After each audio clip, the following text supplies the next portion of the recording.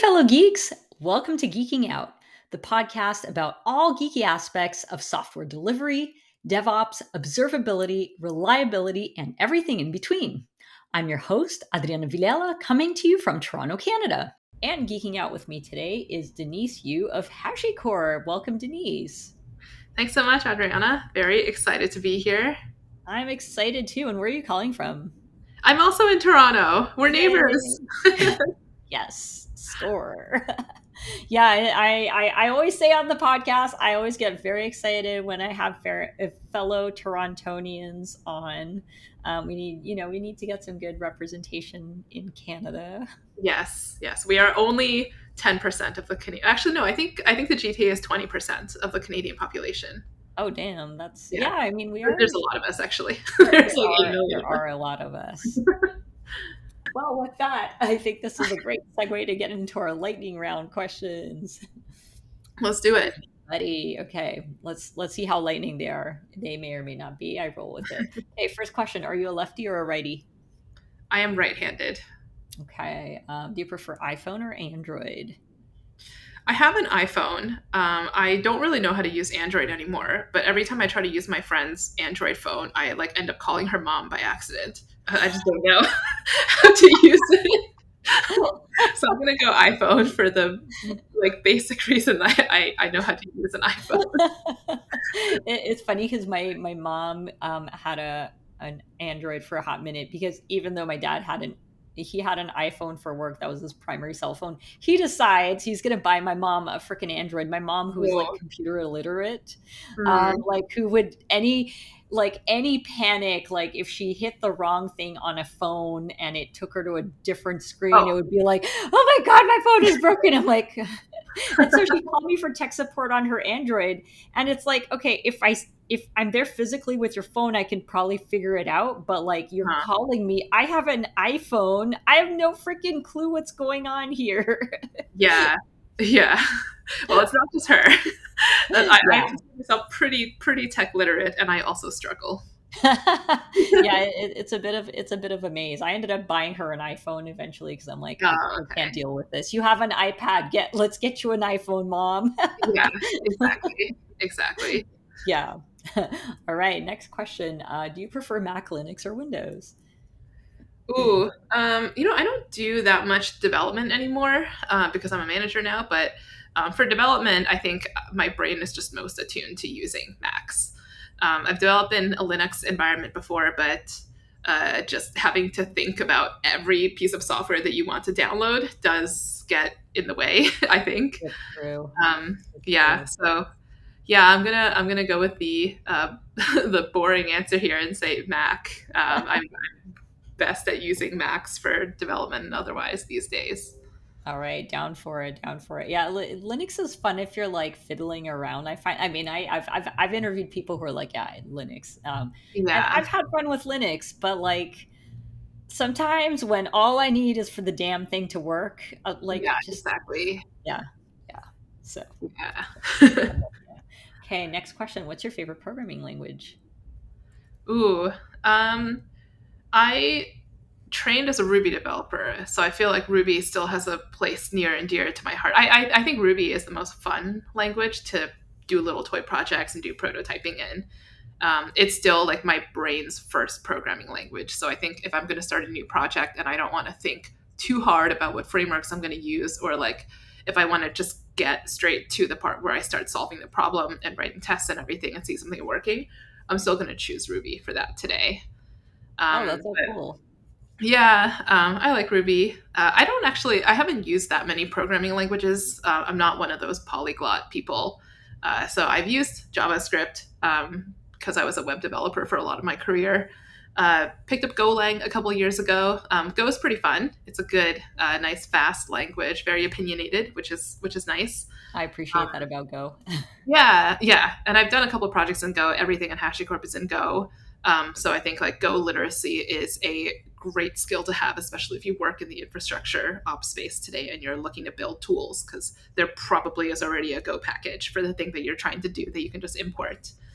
I was a Rails developer for a bunch of years, worked at GitHub, did some Rails at pretty serious GitHub scale for a little while. So I know that sometimes when you have like a huge monolith, and especially if you're trying to coordinate with like tons and tons and tons of different teams, and you want to make sure that every SQL query that goes out is performant.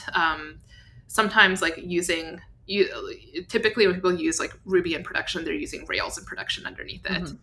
Mm-hmm. So I think like some of the challenges I've seen with Rails at that kind of scale is active record is just so magical. It's like the main thing you have to use when you're interfacing with SQL databases. But when it goes wrong, it goes really wrong. And you spend a lot of time untangling the magic of active record.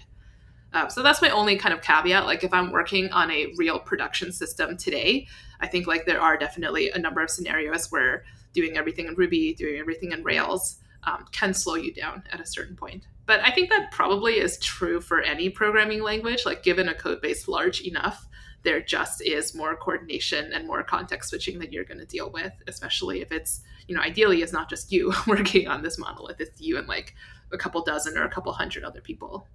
Yeah, that's a very fair point, especially when you're working at such a large organization, which is like very jarring when you go from like small organization to large one where you're like, oh my God, I have to coordinate it with all these people. Yeah. Yeah. Like my first job was in Rails and it was me and three other developers. And I Uh-huh. remember in the same day, I could say like, oh, I have an idea for something like, what if I build this new, view for our teachers or whatever? And it's just like, go talk to the product manager, get him on board, explain why it's important. He's like, okay, cool. Green light. Happy for you to spend a day on this. And within the day, the feature's in production.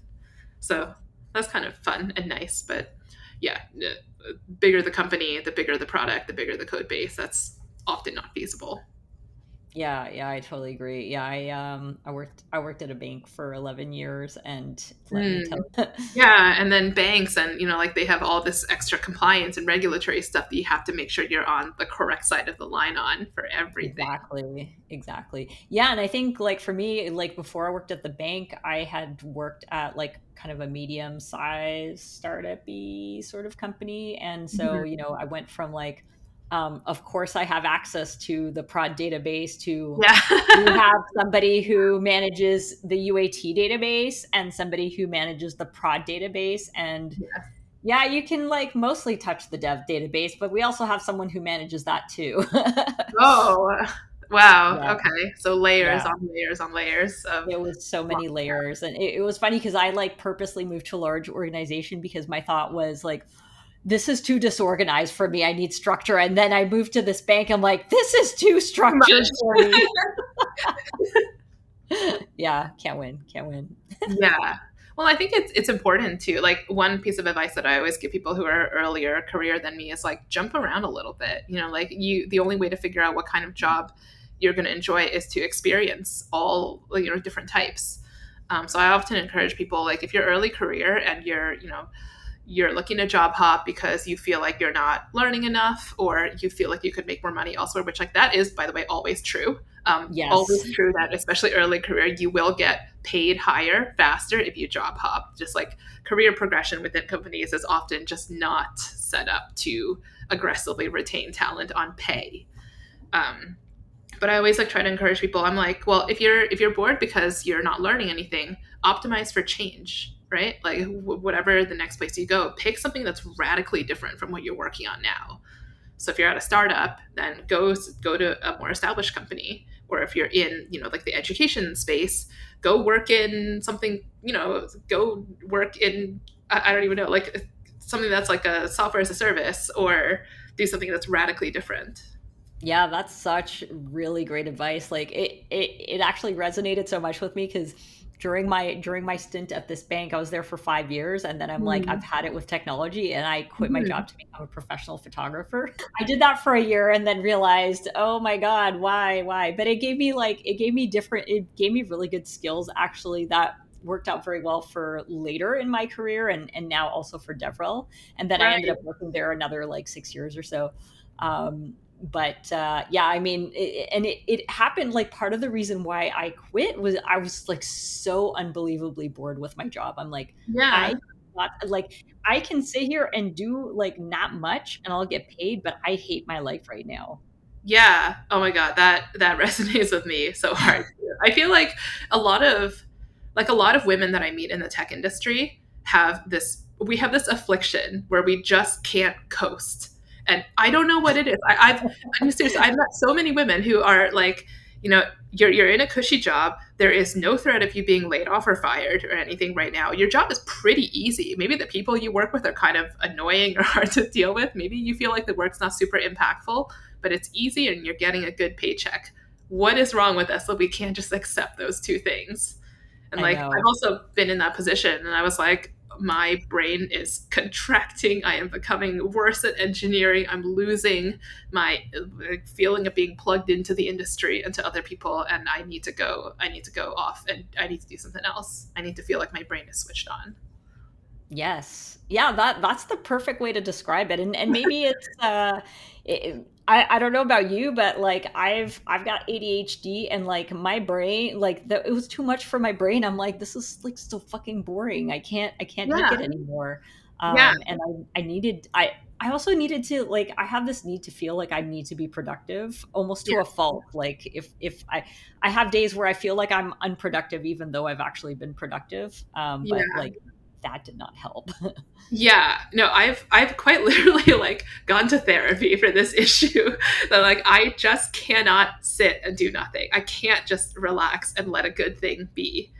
I was really burned out back in 2020, right before the pandemic hit. So I left my job and the pandemic hit, and then I joined Microsoft slash GitHub, which March 2020 is a complete like tangent, but March 2020, fantastic time to join Microsoft and get that historically low strike price. And the only regret I have is like selling my RSUs way too early because Oh now no. Microsoft is doing so well, and I'm like, oh, I should have held. But I'm always like, just offload these RSUs, just like get them off me. I'm not incurring any risk of the company. Just give me my money. But anyway, back in 2020, yeah, I left my previous job, and before I joined GitHub, I was so burnt out at that last job that I quite literally have like memory loss from the Oh my last few months. god. Yeah. I think this, getting to that stage of burnout happens pretty often in tech, right? Yes. You always want to say yes to things. Like you never want to pass up an opportunity or put like now I look back on that and I realize that's what setting boundaries means. But I didn't know that at the time. I didn't have that language or that skill set at the time. But yeah, I was really, really, really burned out. And my therapist worked with me on she was like, I'm gonna set you a challenge, and you have to find an activity that relaxes you that is not outcome oriented. And I was like, what do you mean? And she's like, do something that you suck at and don't worry about the result. And I was Oh like, my well, god. what if That's I'm such not great good at advice. it? Yeah, and she was like, what? So every week she would ask me like, what did you do this week? And I was like, I tried to learn the guitar, but I suck at it. And she's like, that is the point. Do something that you suck at and do it for the sake of the process, not the outcome. So I think Right. that is such a hard rewiring of the brain for overachievers and Oh my god, probably for yes. ADHD brains like us. Yes. Yeah, that is so incredibly true because we and there's the instant gratification. Like you start something and you have to be amazing at it Yeah, right away. exactly. And then if you're amazing at something naturally, it's like, whatever. It was like it wasn't hard. So then you downplay your own amazingness because it was too easy for you because Oh, you're actually talented at something. yeah, exactly. Like if you've been, I don't know, like my mom, I was the kind of kid that was signed up for everything because I also have an overachiever parent, and so I think like that this is the drive to do a lot of things and try to be good at a lot of things is so deeply ingrained in my brain. I don't think I will ever work it out of my system, but I did a lot of music and art as a kid. Music Mhm. because my mom thought it was a good idea for me to play instruments, therefore I would have a stronger college application. I was 5 and she signed me up for piano lessons. I think in the back of her mind being like, one day this will get her into university.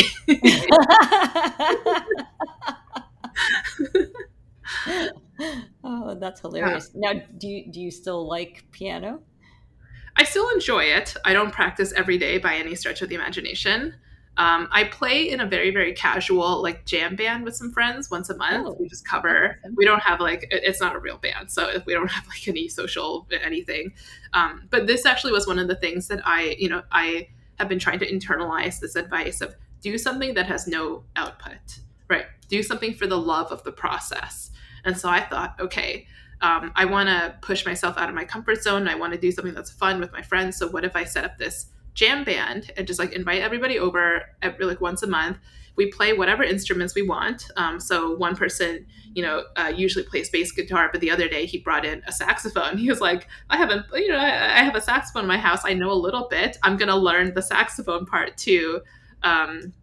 Valerie by Amy Winehouse and just play. And there's no expectation. We all sound pretty good because a lot of us do play music or played music a lot as kids. So we're not like beginners. Yeah. We cover the songs like well enough to feel satisfied that, it sounds good and my neighbors won't complain. But I don't know. It's been a really fun and rewarding kind of like side hobby over the past year or so.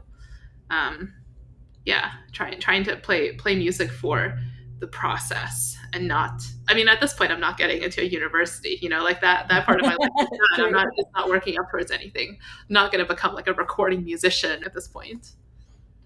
Yeah, that's such a really good point. And it's and going back to the burnout, like so prevalent in our industry, like it's ridiculous, like to the point where when I talked to my therapist about burnout, she's like, yeah, there's a lot of burnout in your industry. I'm like, oh shit, she must deal with a lot of us then. I'm like, okay, this is common. For you, like what were the internal signs like where you started feeling like you were burning out? Like what were the tells for you? Usually I don't notice them. It's my partner who notices them. Ah. Yeah. So if I lived on my own, I think I would just never notice. Or like eventually my mom would call me and be like, hey, what's going on? But my partner has told me that I don't sleep very much. I'm still showering every day, but I'm not like picking up as many chores around the house. I'm not keeping the house as clean as it could be. I'm, leaving a lot of laundry on the floor instead of like putting it away in the laundry basket, and things like the normal functioning things just take a lot longer to get done. Dishes won't be put away, laundry won't be put away, that sort of thing. But those are kind of like behavioral things. But I think mentally, I just go to a very withdrawn place.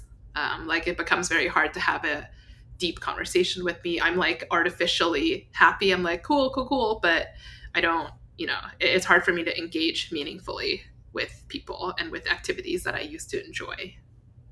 Yeah, that's such a really good point, because I find for myself too, like when like I'm in a funk, I definitely Yeah. get very withdrawn, and like Yeah. I get quiet, and I'm yappy at home. Yeah. And so when I get quiet, it's like, and so like, I've gotten into this habit, like my husband can notice, and he'll and my daughter too. and Mhm. and they'll go like, are you okay? And in the past it was like, I'm fine. Which Yeah. duh, you're not okay. Yeah. But now I'm trying to get into the habit of like saying, no, I'm not okay, and this is what I'm feeling, and trying to be a little bit more like introspective about my feelings, and maybe just trying to understand like my triggers as Yeah. well. It's Yeah. hard. Yeah, absolutely. My previous manager, I've talked about burnout pretty extensively I'm like pretty open about this. I try to be open about it at work too. And I think it's really important if you're in a leadership position, like if you're a team lead or a manager or a director, I think like being a little bit vulnerable about mental health is actually a positive thing. There obviously is a limit. You don't want to like use your one-to-one time with your reports, like unloading about how badly you're doing. I don't think that's, super appropriate. I agree. But I think, saying like, hey team, I need a mental health day, doing that periodically is actually really important, and it contributes to creating like an environment where other people can also find the support that they need from their peers if that is something that helps them. Yeah, I agree. Yeah, normalizing it for your team is like, Yeah. the boss is doing it, therefore it's okay for me to do it. Yeah, exactly. I some of the things that you don't realize, a lot of these things like are not noticeable in the moment because your own capacity for sensing and reflecting is so limited when you're in the midst of burnout. But looking back on that time, I'm like, yeah, like I mentioned, I quite literally have memory loss from, there were things that my partner will say, oh, that was a really tough time for you. These are all the things that happened. I was like, wow, 3 of those 5 things I do not remember Wow. happening. There's some former colleagues who joined the Toronto office in the last like 4 or 5 months that I was there. Some of them have reached out to me on LinkedIn, just like casually over the years. They're like, "Hey, remember when we used to work together?" And I'll be like, "Yes." I'll type, "Yes. Hey, how are you doing?" Like, I have no recollection of who you are. This is so bad. Like, according to LinkedIn, we did both physically work in the same office during this Yeah. time, but I literally have no recollection of any conversation we've ever had. It's basically like a trauma in your brain and you've Kind like of. pushed it away. That's Yeah, I think it wild. kind of is. It's funny because like on a similar vein, like my sister and I, like we're 3 years apart, and we'll be like reminiscing on stuff of the past, and I'll be like, oh, do you remember this, this, and this? She's like, no, but do you remember this, this, and this? And I'm like, no. So it's like different things are significant to us, different things are Yeah. traumatic, like traumatic enough to remember or traumatic enough to forget. Yeah, that's funny. Yeah. All right. Oh, we still have some lightning round questions. Okay, let's do it. Okay, next question. I'm sure it'll result in some nice tangents, which I absolutely love. Okay, next one. Do you prefer dev or ops? Ooh, interesting question. Um, I think in my heart of hearts, I am still a dev that loves to ship features. I worked in, because it's funny, because I worked in the kind of cloud infrastructure, cloud software as a service space for a bunch of years. I was at Pivotal for 3.5 years. GitHub was feature dev. The work that I was doing there was feature dev. But now I'm at HashiCorp and back kind of in um, the cloud services seat. So I've had a lot of time to learn cloud operations and get good at that skill set. And I think I have a lot more context and appreciation for what that function is at big companies and how to make cloud teams, platform teams successful. But I think when it comes to my personal practice, the kind of work that I find really fulfilling is user facing work. And not that like ops is not user facing. Absolutely, like your internal dev teams are your customers, and that is customer facing work. But I just really, I think app development is still the thing. If I were to go back to doing IC work today, that is probably what I would still do. Yeah, yeah, fair enough. Yeah, I kind of I on my side I kind of love both. Yeah, I like app development was like kind of my first love. yeah, So it'll always exactly. have a special place in my heart for that reason. Yeah, But yeah, but also like I love the idea of like I can code and like bring up infrastructure. What? So wonderful. Who'd have thought? Okay, yeah. next question. Do you prefer JSON or YAML? I feel like you can. YAML is more human readable in my opinion, but Jason doesn't try to say that Norway's country code is a boolean. Have you run into that before where you're designing a No. drop down? Yeah, if you, I ran into this a couple times, and at GitHub, I was working on a feature called issue forms, which I think is still in production, but basically we let repo maintainers configure a YAML file. Mhm. And within that YAML file, you can define like parameters for generating a web form. And that web form is what users have to fill out instead of a free flow markdown text box when they submit a new issue. Mhm. That was like came off of it's like a long-standing feature request from the early days of GitHub, but 2 years ago we finally had the chance to implement it, and so I spent a lot of time researching config and going really deep on like is YAML the right way to do this? Should we make up our own bizarro like markdown hybrid thing build upon Yeah. like GitHub flavored markdown? Should we use JSON? Should we use something else? Ultimately, we landed on YAML because enough of the other configuration driven things like GitHub Actions were written in YAML already on the platform. But yeah, we did a lot of research, and if you so like one of the things we wanted to give operators the ability to, or like repo maintainers the ability to do, is like define a dropdown with free text values in it. So oftentimes you want to ask your issue opener an issue like, did you read my code of conduct, right? Or did you agree to the community standards and this sort of thing?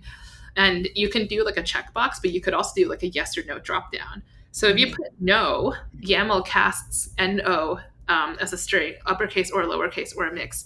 That gets cast into a Boolean. that gets saved in the Ruby library that parses YAML will treat it as a Boolean. So when you go and you try to do string operations on it, like, string.count or string.whatever, it throws a runtime error. So I don't know. There's just like a lot of these. There's so many weird cursed pieces of knowledge, and the same will be true if you're designing like a drop-down menu. You're like, what's your country code, right? And Norway is NO, Yeah. and so like randomly in the middle Yeah. of all your other country codes, there's a Boolean value, and that will only ever Oh, break using any yeah. kind of YAML parser library in most languages. Type-safe languages are probably a little bit better at this. I imagine it probably is better in Go, but Ruby's not type-safe. Ruby's just, you can do whatever you want. So Right. dynamically typed languages and YAML are a just source of such cursed individual pieces of knowledge like Oh, that. damn. I had not encountered that before. Okay, okay. Today I learned. Okay, next question. Do you prefer spaces or tabs? mm, I think I'm a spaces person. Um, Tabs just show up inconsistently, and I'm kind of like, I don't know, this we might as well just go for consistency, I think. And I think spaces are more likely to be consistent. I don't know. I don't really have super strong feelings on this. But that's definitely a very compelling argument for spaces, and that's the other thing too is like when you commit your code, like who knows, who knows how it'll end up, and then you know especially on different machines, right? Like a Linux machine versus a Windows versus a Mac, like there's Yeah, always that yeah, fun that's true. aspect to it. So yes. Yeah, exactly. Cool. Okay, two more questions. Do you prefer consuming content through video or text? Hmm. I'm leaning more towards video consumption these days, because I find it really hard to just sit and read things or just sit and write, which is challenging because as a manager, often a lot of the tasks that you have to do are sit here and read this document and give feedback, or sit here and write this document. So I struggle with that activity. I think this is probably like ADHD or some element of that. So watching a video helps me, because I found that if it's something that I really, really need my brain to ingest, I will often try like taking notes or sketchnoting or doing something that's not like a full brain activity while I'm Yeah. listening to the content. Lately, I found that playing Stardew Valley and Animal Crossing are both like low context enough games. You can just like sit there and fish or whatever. Yeah. You don't need to think a lot about what's going on in the game. You can listen to a video or listen to audio and then still keep enough like processing cycles in your brain going. Yeah, yeah, yeah. It's interesting that you mentioned that because my daughter was saying how like there's certain activities. Oh yeah, I was reading because she said she has a really hard time like just sitting down and reading, and she Mhm. says that it's very helpful to put on music while she reads. Hmm. So it sounds like a very similar sort of thing. Yeah, yeah, I like music too, but not music with words because then my brain fixates on the words. Yeah, I agree. I think she does music with words, which like my thought was, oh my god, I'd start like bursting into song, like I'll like start singing along spontaneously, and it's like, oh, Yeah, exactly. So it's got to be like, I do like video game music sometimes. That actually helps because yeah. supposedly video game soundtrack music is optimized for concentration. Oh, Um, interesting. yeah, that I don't. I think That's I so read funny. this a long time ago. I don't know if it's actually true. Maybe I'm just repeating something that's like video game industry propaganda. But I understand that a lot of video game music is intended to promote focus so that you can solve the problem or like figure out this dungeon or whatever. Yeah, yeah. Well, if it's true, that's quite interesting. Yeah, so I don't know. I end up listening to a lot of like drum and bass, like Yeah, yeah. club music, or listen to music in a language that you don't understand. So sometimes Oh, you yeah, put on yeah, like, yeah. yeah, like anime music, like where everything's in Japanese. Yeah, that's such a cool idea. I find electronica is really helpful like when I'm coding because it's Yes, like a yes, beat, and so it's yeah, like it gets you in a groove. yeah, exactly. Yeah.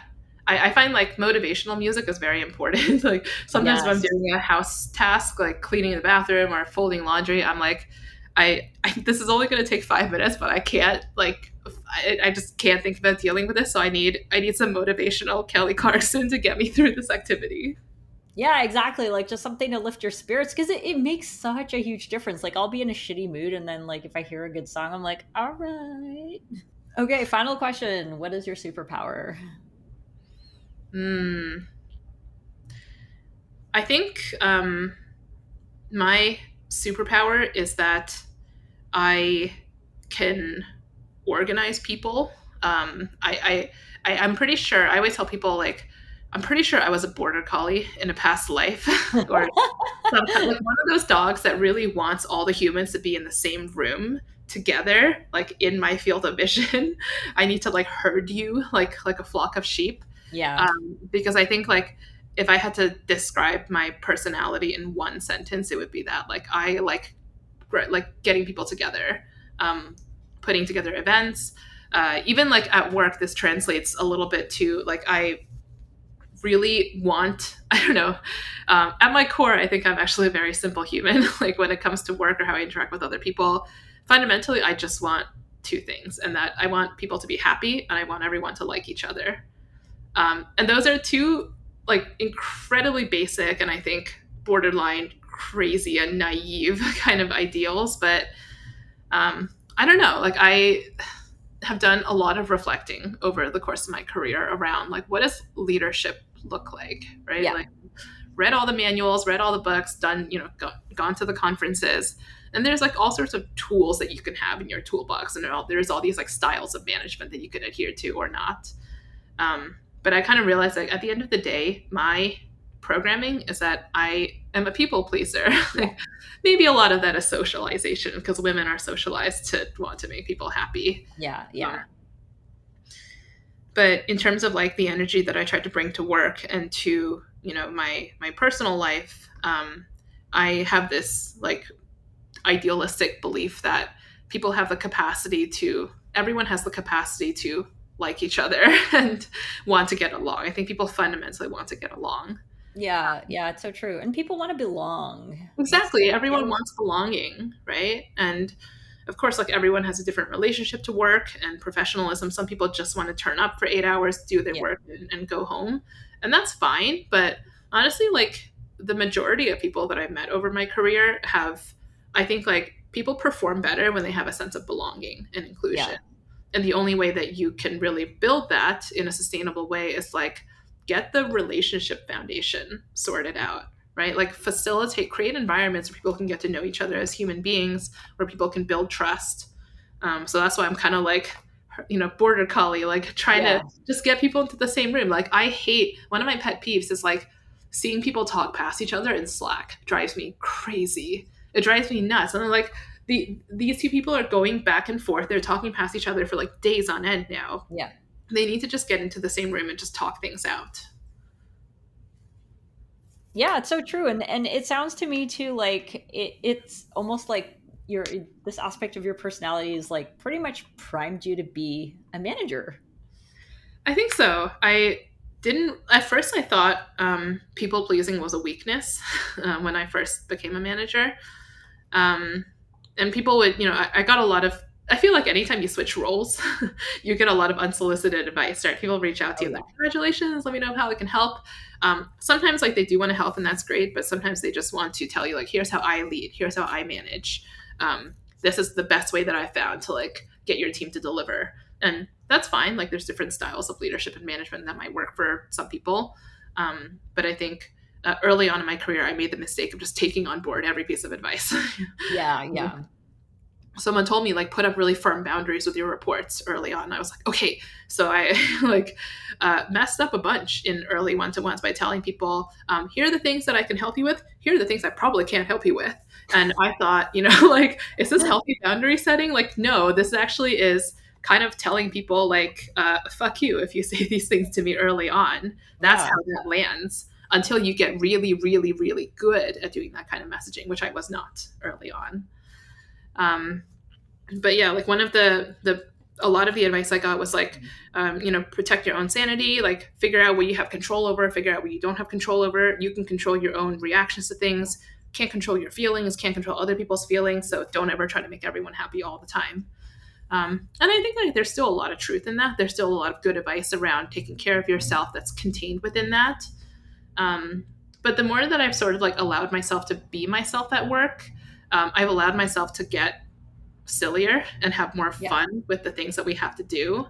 Because I was like very serious early on. I was like by the book. I was like, Yeah. here's the company process. Here's how we're going to do it. Here's the reading material. Here's what I expect from you by this date. And I think like that is a style that absolutely can work for a lot of people. But what I've discovered is like we all have to do these, like there are many ways to get from point A to point B, where point B is like your team outputting a certain amount by a certain time. Um, there's like the by the book path, but also maybe there's a more fun path, right? So Yeah. one of the things I did at GitHub is I talked a lot about how I wanted to give the team a framework for thinking about like how much time should we spend on work that's not committed, so like Yeah. tech debt work or interrupt based work or work that comes from community feedback. um, so the framework I came up with was like, well, everyone's on a main quest, right? So if you play an RPG like Final Fantasy or whatever, you have your main quest. You need to go Mhm. to the castle and defeat the villain or whatever, rescue the princess. But then along the way, you're allowed to do a lot of side quests. You can pick up any number of side quests that you want. But the difference between real life and game is like in the game, you can take as long as you want to finish the main quest. That's fine. In reality, we have to finish the main quest by this date. So with that in mind, like you can onboard side quests in the meantime, but I'm going to check in with you each week on like what's your balance of time between the main quest and your side quests. And if it's like you're 100% side questing, well, maybe we got to reorient for next week. Maybe we need to move that ratio a little bit. So I don't know. I found that like the more I've let myself be myself and be geeky and be silly and talk about things like RPGs and like gaming and Taylor Swift and things like that in team meetings. Like I also recently, in my current role, there was an internal reorg and I basically run two teams. I was told to try to make them function as one team. And so one thing that I did early on was I got everyone into the same room and like put up a picture of the members of the band Audio Slave, which is a super group. And then I put up a picture of Broken Social Scene, which is also a super group made up of many different Canadian indie bands. And I was like, what do these people have in common? And nobody knew who anyone in the pictures was. But so I was like, okay, I'll tell you, this is Audio Slave and this is Broken Social Scene. And they were like, oh, yeah, we still don't get it. Like, we're super groups. Like, we are a super group. And it was a hard sell. I don't know that they bought it, but um, I don't know. Like, I think leaning into being a little bit silly and just letting yourself have fun with the work that's in front of you is really important. And it's a way to make this thing that we have to do this thing for capitalism, right? We have to Yep. participate in society by earning money. So we might as well make the process our own. Yeah, I totally agree, and I so relate to what you're saying because I found like for years I had, I think to a certain extent we all have like the work persona and the at home persona, Mm-hmm. but I think letting more of like my at home persona bleed into my work persona so that I'm more comfortable and then that makes other people more comfortable around Yeah, me and put them at ease. Cause I think there's like, I think traditionally, in our parents' generation, there's this sort of like very stiff upper lip sort of approach to the yeah, workplace. And it's, we all dressed up in suits and stuff. And it's like, you can't swear liberally at work and blah, blah, blah. yeah. And I feel like those times are a changing and we got to roll with it because like I don't know, like I always thought the idea of like sitting in a suit to code was like ridiculous. It just makes my brain break. And like I worked in consulting for 4 years, the first 4 years of my career, and like they had a very strict dress code. It was business casual, so like this Huh. idea of like dressing up to go into an office to sit in a room to code, just so fucking weird to me. And so like for me it starts with like the attire. Like I'm not saying like, go nuts on your attire, but like, Yeah, good, like let loose a bit, right? yeah, um exactly. yeah. Yeah, like I think it would be really funny though if a tech company ever had like a formal Friday, like the opposite of everyone comes in business casual for a day, Oh my and like play god. ping pong. You're on beanbags while wearing like a jacket. That would be kind of funny as like a little fuck you. It's so funny because it reminds me of in the waning years of my banking days. There's this one guy on our team, and at that point we had like moved to business casual, so it was like not so strict, and we had Okay. casual Fridays. Yay. And there's this one guy who joined our team, and he was really young. He was in his early 20s, like right out of school kind of thing. And he would show up to not to school, to work, like dressed up like really nice suit, really nice tie, dressed better than the manager. Okay. And I mean, he was nice to look at too, like, and and but it was like so funny. I'm like, you're dressed better than the boss, and he was like just like up to his game. But it was so funny because like he was like dressing up to code.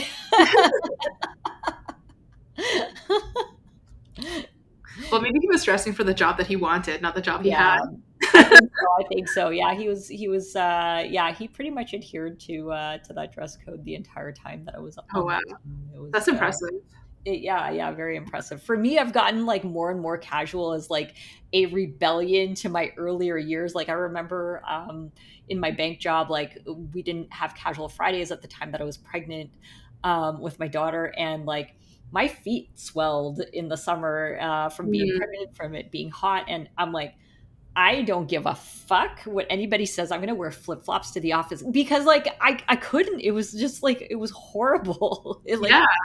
feet got really swollen, and I'm like, ain't nobody gonna bite a pregnant woman about what she's wearing. I'm gonna bite your fucking head off if you say anything. No one said anything, but yeah. Yeah. Wow. I remember like, well, I'm so glad that tech is, there basically is no dress code anywhere these days at, tech companies. But my first job, so I didn't always work in tech. I studied economics for my undergraduate degree, and I interned at a financial services company before, during university. And all the women in the office wore heels. So I turned up on the first day in flats, and I was like, oh shit, I'm underdressed. So every day for the rest of the summer, I would bring my heels in my bag and Oh switch, yeah, change right before I went into the building. But I'm just like, wow, that feels like a lifetime ago. I can't even imagine. I will barely put on heels for like a wedding these I days. know. Yeah, I did the bring the shoes to. I actually had a shoe drawer at work. So I'd like walk in to the office in running shoes, and then I'd open the shoe drawer. What tickles my fancy today? Oh, smart. Oh, that's so smart. Yeah, back in the days of offices, which meant that when I had to leave that, like when I left that job, I was like carrying so much crap out of the office. I'm like, never again. Yeah, you're basically moving furniture out at that You point. are. It's ridiculous. It's ridiculous. Oh my god. That's really Yeah. funny.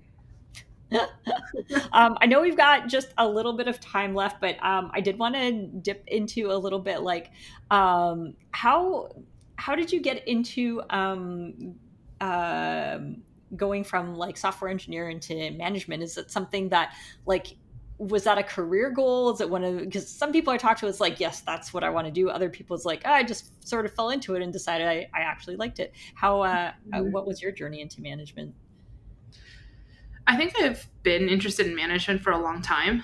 Since, well, in my first few years in industry, it was just kind of like just survive, just like try not to get fired as an engineer. Don't even think about what's next. But after I was working for a couple of years, I started to get a lot of feedback. And I think this is something that just very commonly happens to women. Started getting a lot of feedback around the lines of, oh, you have such great soft skills.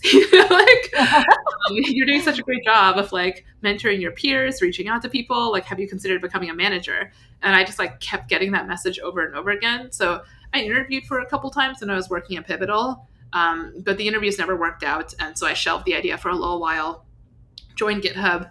I joined GitHub as a senior IC. So that was like also the first time that I'd been able to join a company straight as a senior IC. So I was very excited about Nice. that. And I was like, nice to get recognized, like right out the gate, not having to like work my way back up to that and fight for that again.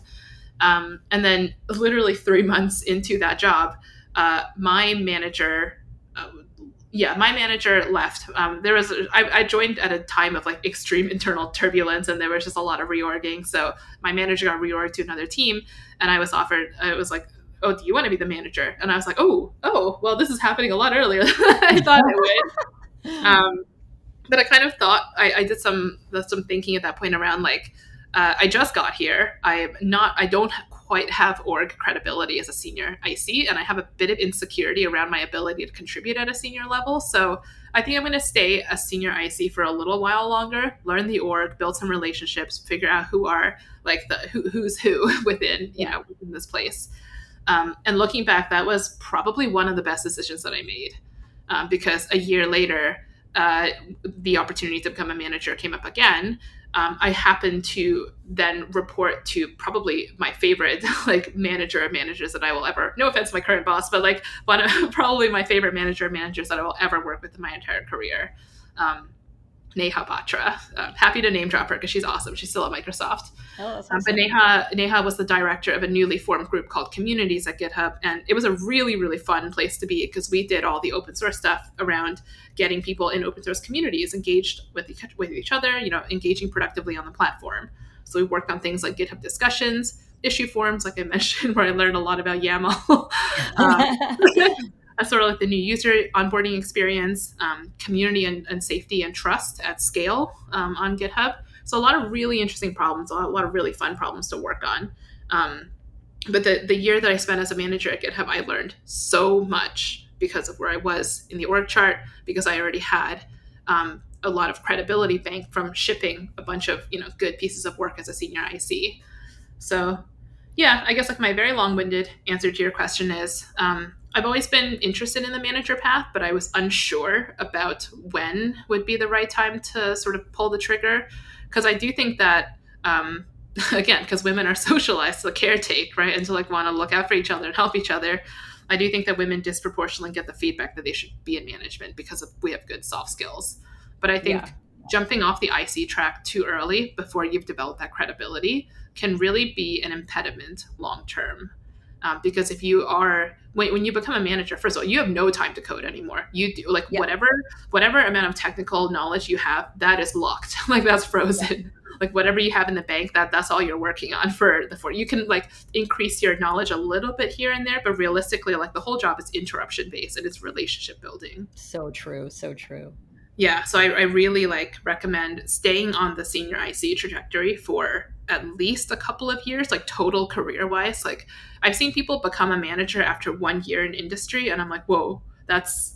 I hope that works out for you. Like I hope that works Yeah. out for people, but that would not work out for me. Like 1 year in industry, I was so clueless. I knew Yeah. nothing about anything at that point. And it's like, how would you like one of the key things you have to be able to do as a manager is mentor people, right? Yeah. Your reports come to you for advice in one-to-ones, and they're like, I'm working on this kind of problem, or I'm having this problem with another person on the team, right? And if you have like so little personal experience to draw on, you're going to find it really challenging to help them navigate those kinds of situations.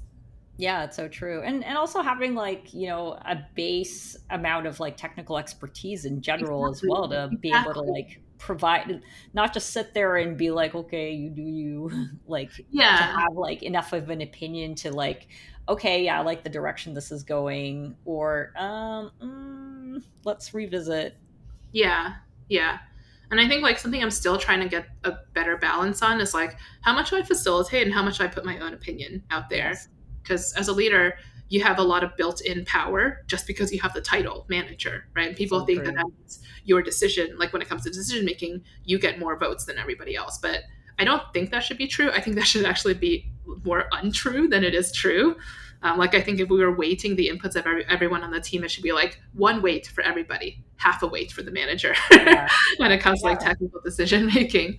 But in practice, that's not how people see you, right? Like everyone's thanks to North American like military based schooling, like we are taught Yeah. to respect authority and respect titles. So Yeah, it's so true. Yeah, I like when I was a manager, like there was definitely this sort of I had some direct reports who were like very shy, and yeah, it's like no, I need you to be like more assertive, like and the other one is like letting go of wanting to control everything, yeah, because like I remember when I was being in a early in my IC career, having managers who were micromanagers. So I definitely, my mental note was like, I do not want to do this to my direct Yeah. reports. Yes. Yeah, exactly. But that's also another thing that I think like having a few years of industry experience at different companies makes you a better manager because you have enough personal lessons like this, right? You have enough examples of what not to do. Yeah, Yeah, yeah, I totally agree. And I love what you were saying about like jumping companies. It doesn't, it gives you like different breadth of experience. exactly. It's just nice to see how things are done differently. And yeah, it gives you a perspective that you wouldn't have. Like, even if you're in the same company for like 20 years and doing different types of work, it's still that company culture. So Exactly. you're not going to see that much difference. Yeah, exactly. One thing I've observed about people who jump companies every couple of years versus people who have been at one company and they go to, like HashiCorp, but they go to GitHub, this is like only their second job because they spent 10 years or 15 years at the first company.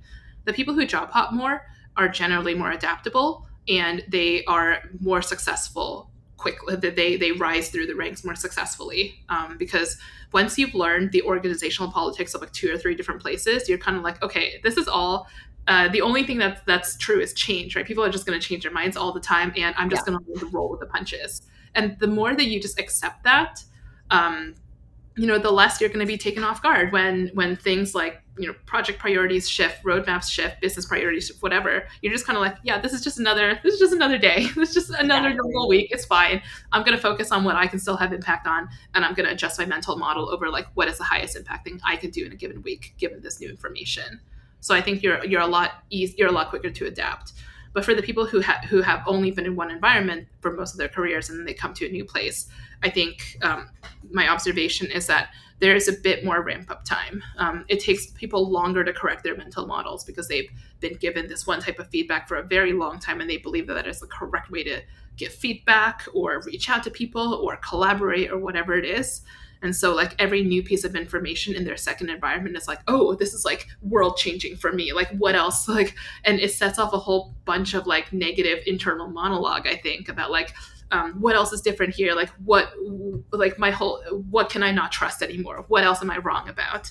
And it's really not that deep. It's just like the way the companies work is so arbitrary. And you just gotta learn to adapt.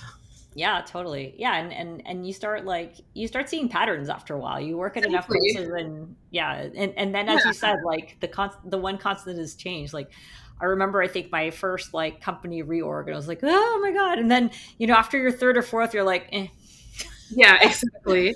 eh. At GitHub, we had one of my favorite emojis was one called Live Laugh Reorg. Oh my god. It was amazing. The reorgs themselves were not amazing experiences, but Oh yeah, just no, no. like at some point you got to develop like a very ironic sense of humor and just laugh about these things because like what are you going to do? You can't spend all your time being upset about things that are not within your control. Yeah, it's so true. I know. Otherwise, it'll be like grumpy, jaded person. Which is Yeah, exactly. So just laugh about it, be like, business is good at business, and just move on. how did you get into software? um, a little bit by accident. Um, I was in the UK from 2013 until 2014 because I was doing a graduate degree in social policy at the London School of Economics, like really Oh, unrelated. I have no schooling in software or in computer science. But when I was a kid, I always like made my own websites. I taught myself yeah. HTML. I was one of those kids who you teach yourself HTML and CSS so you can make like a cool MySpace or like a Oh cool yeah. Pets profile or whatever. So I knew a little bit about that. And I, because of that, in like middle school and high school, I was always like the webmaster for my school clubs and was always like using Apache file server to FTP, whatever, like Nice. HTML. Yeah, it was like, just kid stuff. Um, but I never really pursued it because I got really heads down into like the study of policy and like law and all of that when I was in high school and university and like studied economics in university. So I finished on my graduate degree, and in 2014, the UK's immigration policy was that if you have a student visa, you finish your degree. At the end, you have like 4 months. You're allowed to be in the country for 4 months. Try to Yeah. find a job, but if not, goodbye. So I was at the end. I was in my 4 month period, just submitted my thesis, and I was like, "Dang, what do I do? Like, what do I do now? I'm trying to apply for these like policy analyst jobs." really hard. There's like Yeah. no positions open, and they definitely don't want to sponsor me a visa to stay here. Um, so one day I just saw an ad on Facebook to go do a coding boot camp. And this is like 2014, so coding boot camps were not as big as they are today. They were not a super tried and true path into industry. And at that point, I wasn't really sure that I wanted to be a software developer, but I was like, well, let me try to do this. Like, I've always been kind of good at tinkering with computers. Like, this might Yeah. be a good skill set to have in the back pocket if I decide I want to go work at like a think tank or like a policy research org or something like that. So I did the course, met a bunch of people, actually got really excited by the process of the thing that I think, and like, earlier we talked about app development versus ops. Like, the Yeah. thing that I still find amazing about software engineering, and like I think app development specifically, is that you can take an idea from nothing to something that works using just a laptop. You don't need So like true. anything other than your brain. And so I still So find like that process is really cool. So yeah, I I was agree. like, huh, yeah, like this coding thing might be there might be there might be some legs to this. Like, maybe this is more than just like a back pocket skill. Maybe I should look into this as a career path. And that's how I landed my first junior software engineering position off the back of that boot camp with like Oh, 2 wow. days left on the end of my visa. It was a Oh very my stressful time. God.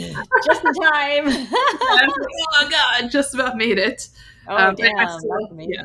I still had to fly home to the U.S. for a little bit so that the visa could get processed and then re-enter with the Yeah. correct documentation.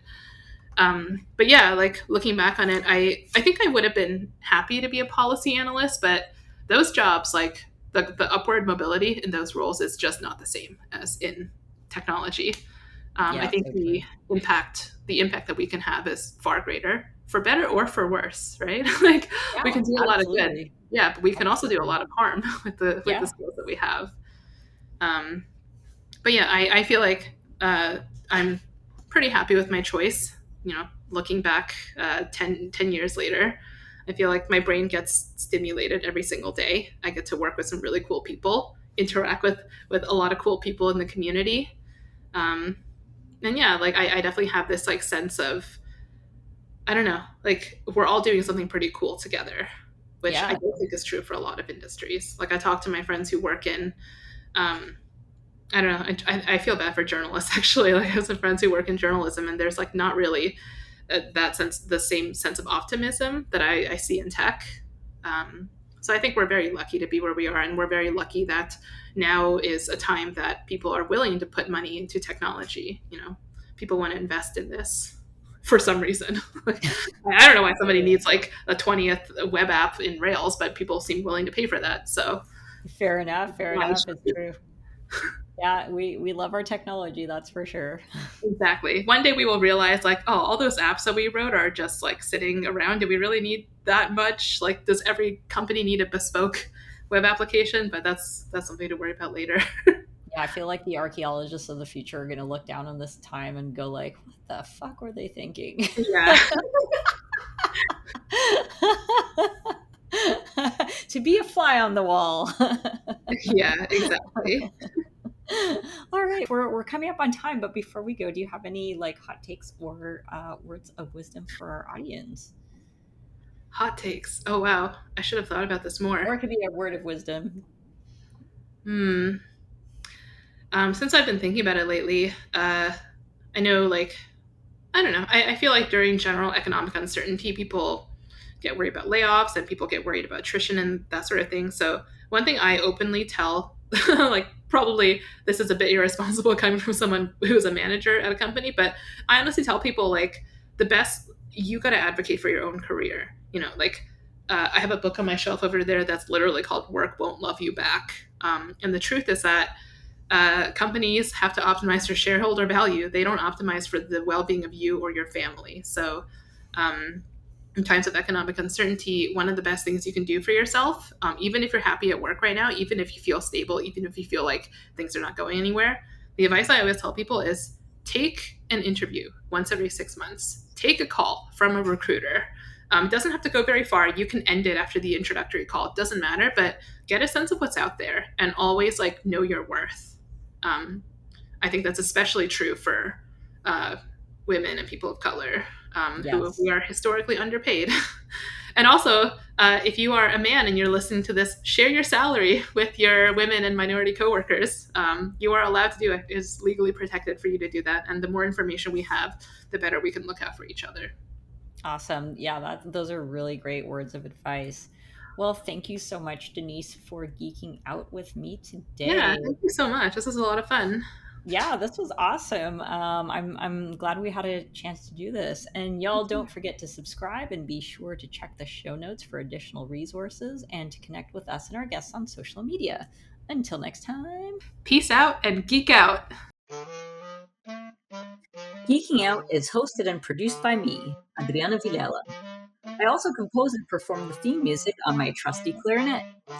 Geeking Out is also produced by my daughter, Hannah Maxwell, who incidentally designed all of the cool graphics. Be sure to follow us on all the socials by going to bento.me/geekingout.